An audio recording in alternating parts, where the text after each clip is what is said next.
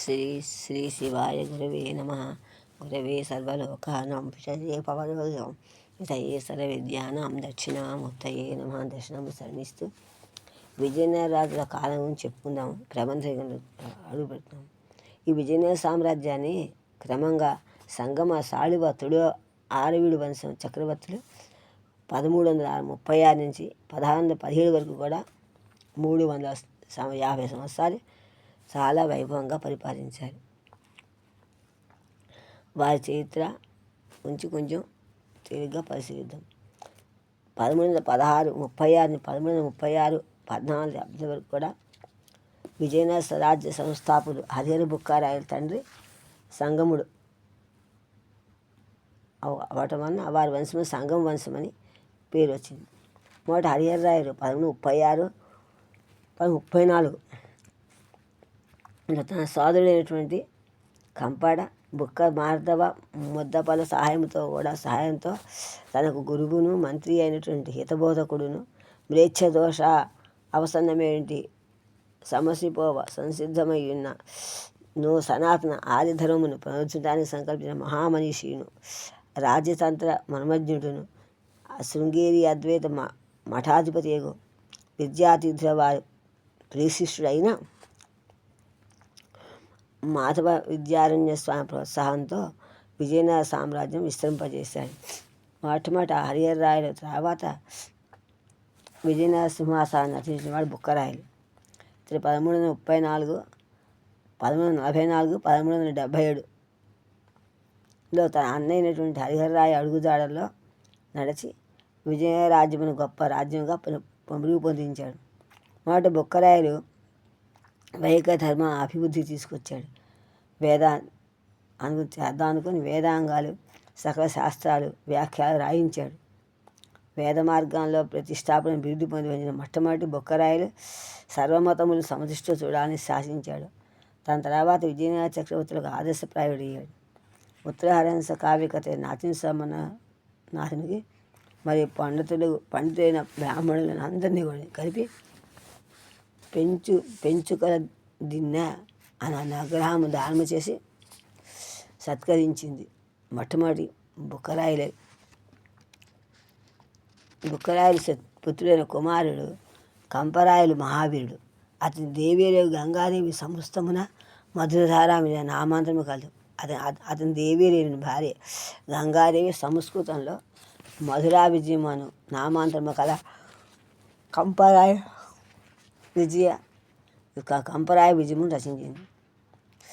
మొట్టమొదటి బుక్కరాయల తర్వాత అతని కుమారుడు రెండవ హరిహర రాయుడు 1377 1404 వరకు కూడా విజయనగర వజ్రసింహాసనం అధిష్ఠించారు. రెండవ హరిహర రాయలు చాలా విద్వాంసుడు, హిందూ ధర్మ ప్రవర్తకుడు.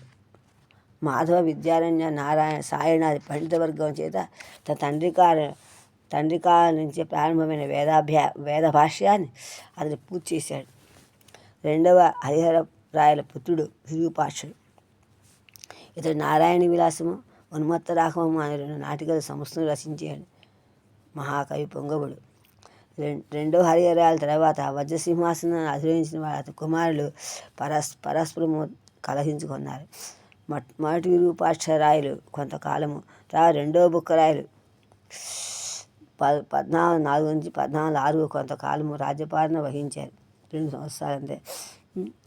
తుదకు రెండవ బుక్కరాయలు తమ్ముడైన మొదటి దేవరాయలు 1406 నుంచి 1422 వరకు విజయనగర సింహాసనాన్ని అధిష్ఠించాడు. జక్కనచే విక్రమార్క చరిత్రను కృతి పొందిన సిద్ధమంత్రి ఈ మొదటి దేవరాయల సచివుడే. తర్వాత మొదటి దేవరాయలు నిరంతరము యుద్ధకార్య నిమగ్నుడై ఉన్నప్పటికీ విజయనగరం యొక్క పెక్కు దేవాలయములను కట్టించాడు. అతని వాస్తు నిర్మాణం చాలా ఆసక్తి. మొదటి దేవరాయల తర్వాత అతని కొడుకైన రామచంద్రరాయలు మొదటి విజయరాయలు కొద్ది కాలము రాజ్యభారం వహించాడు. తర్వాత మొట్టమొదటి విజయరాయల పుత్రుడైన ఇమ్మడి పౌడరాయ దేవరాయలు రాజయ్యాడు. ఇమ్మడి పౌడదేవరాయలు 1423 నుంచి 1446 విద్వాంసుడు. 46లో కూడా బ్రహ్మసూత్ర భాష్యం ఒకటి అతని పేరుకొంది. అతని మహానాటక సుధానిధి అని పేర రామాయణ కథను చంపు కావ్యంగా రచించాడు ప్రౌఢదేవరాయలు. కవికల్ప పూజ్యమని ప్రసిద్ధిపరిచిన ఇమ్మడి ప్రౌఢదేవరాయలు పేరోగం అలంకించిన వారిలో డిండిమ కవి సార్వభౌముడు ప్రసిద్ధుడు. సారంగదేవుని సంగీత రత్నాకరములకు వ్యాఖ్య రాసిన కల్లినాథుడు అనే పండితుని పోషించింది ఈ ఉమ్మడి ప్రౌఢదేవరాయలే. ఆంధ్ర కవి సార్వభౌముడైన శ్రీనాథునికి పట్టాభిషేకం చేసింది కూడా ఇమ్మడి ప్రౌఢదేవరాయ ఆస్థానంలోనే. ఈ ప్రౌఢదేవరాయల కాలంలో వినుకొండ వల్లభామాచి క్రీడాభిరామం రచించాడు. ఇమ్మడి ప్రౌఢదేవరాయల తర్వాత విజయనగర సామ్రాజ్యం అతనిని పుత్రుడైన మల్లికార్జునరాయలు ఇతడు 1466 నుంచి 1540 వరకు ఉన్నాడు. అతని తర్వాత మల్లికార్జునరాయలు పేతండ్రి పుత్రుడైన విరూపాక్షరాయలు 1466 నుంచి 1478 వరకు పరిపాలించారు. విరూపాక్షరాయల తర్వాత అతని పెద్ద కుమారుడైన రాజశేఖరరాయలు, రెండో కుమారుడు విరూపాక్షరాయలు కూడా నామాత్రంగా ఏదో రాజ్యం పరిపాలన చేశారు.